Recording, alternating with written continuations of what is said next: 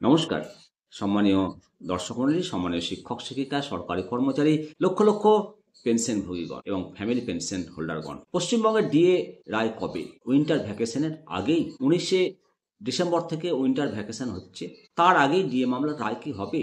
এমনকি 13ই December DA মামলার একটা স্পেশাল বেঞ্চ গঠনের সম্ভাবনার কথা জানিয়ে আপনাদেরকে আগেই জানিয়েছি। এবার ডিএ মামলার দ্রুত বিচার প্রার্থনা করে অত্যন্ত বিনীতভাবে মহৎ উদ্দেশ্যে বড় পদক্ষেপ গ্রহণ করলেন একজন প্রাথমিক শিক্ষক, মাননীয় রাজীব কুমার মণ্ডল, একজন বঞ্চিত সরকারি সাহায্যপ্রাপ্ত প্রাথমিক বিদ্যালয়ের শিক্ষক। উনি ভারতবর্ষের সর্বোচ্চ আদালত মাননীয় সুপ্রিম কোর্টকে ইমেল পাঠিয়েছেন মাননীয় প্রধান বিচারপতির নিকট দ্রুত ডিএ মামলা রায় ঘোষণার জন্য। যে ইমেল পাঠিয়েছে সেটা আপনাদের সামনে তুলে ধরছি। উনি ইমেল বার্তার মাধ্যমে বলেছেন, ইমেলটা লিখেছেন, প্রতি ভারতের মাননীয় বিচারপতি সুপ্রিম কোর্ট নয়াদিল্লি।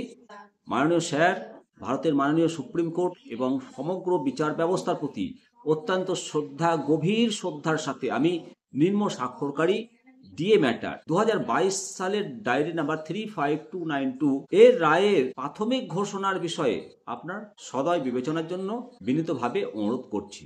রাজ্য সরকারি কর্মচারীদের কনফেডারেশন পশ্চিমবঙ্গ এই বিষয়টি সরাসরি পশ্চিমবঙ্গ রাজ্যের কয়েক লক্ষ সরকারি কর্মচারী এবং পেনশনভোগীদের সাথে সম্পর্কিত, যাদের অনেকেই তাদের জীবিকা এবং আর্থিক স্থিতিশীলতা এবং পরিবারের কল্যাণ নিশ্চিত করার জন্য স্পষ্টতা এবং চূড়ান্ত সিদ্ধান্তের অপেক্ষায় রয়েছেন। দীর্ঘস্থায়ী অনিশ্চয়তা যথেষ্ট কষ্ট সৃষ্টি করছে, বিশেষ করে বয়স্ক পেনশনভোগী এবং পরিবারগুলোর জন্য যারা কেবল তাদের মাসিক বকেয়া বেতনের উপর নির্ভরশীল। আমি মাননীয় আদালত এবং এর বিচার প্রক্রিয়াকে সর্বোচ্চ সম্মান করি এবং এই মাননীয় আদালতের সামনে গুরুত্বপূর্ণ বিষয়গুলোর বিশাল দায়িত্ব এবং এর পরিমাণকে সম্পূর্ণরূপে স্বীকার করি। যাই হোক, বর্তমান মামলার ফলাফলের সাথে নিবিড়ভাবে জড়িত অসাধারণ সংখ্যক নাগরিকের জীবন বিবেচনা করে আমি অত্যন্ত বিনীতভাবে প্রার্থনা করি যে চূড়ান্ত রায়টি যত তাড়াতাড়ি সম্ভব প্রদান করা হোক।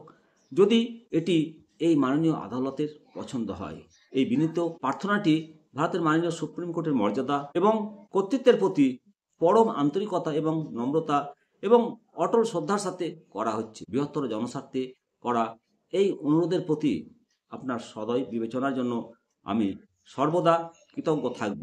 সর্বোচ্চ সম্মান সহ আপনার বিশ্বস্ত রাজীব কুমার মণ্ডল, একজন বঞ্চিত সরকারি সাহায্যপ্রাপ্ত প্রাথমিক বিদ্যালয়ের শিক্ষক। নিঃসন্দেহে মহৎ উদ্দেশ্যে এই ইমেল। আমরাও মাননীয় সর্বোচ্চ আদালতকে সর্বোচ্চ সম্মান জ্ঞাপন করে, শ্রদ্ধা জ্ঞাপন করে সর্বোচ্চ আদালতের কাছে আমাদের বিনীত প্রার্থনা, ডিএ মামলার রায় যেন এই ডিসেম্বর মাসে দেওয়া হয় এবং এই মামলার রায় কর্মচারীদের পক্ষে আসবে এটা আশা করি। অবশ্যই সর্বোচ্চ আদালতকে সর্বোচ্চ মর্যাদা এবং সম্মান দিয়ে কর্মচারীদের যে আশা আকাঙ্ক্ষা, সেই আশা আকাঙ্ক্ষা সর্বোচ্চ আদালত পূরণ করবেন, এই আশা ভরসা রাখি দেশের সর্বোচ্চ আদালতের কাছে। অবশ্যই সমস্ত দর্শক মণ্ডলী আপনাদের মতামত কমেন্ট সেকশনে করবেন এবং যে ইমেল মাননীয় রাজীব মণ্ডল মশাই পাঠিয়েছেন তার একটি স্ক্রিনশট সোশ্যাল মিডিয়ায় শেয়ার করেছেন, সেখান থেকে আপনাদেরকে এই তথ্য দিলাম। জয় হিন্দ, জয় ভারত।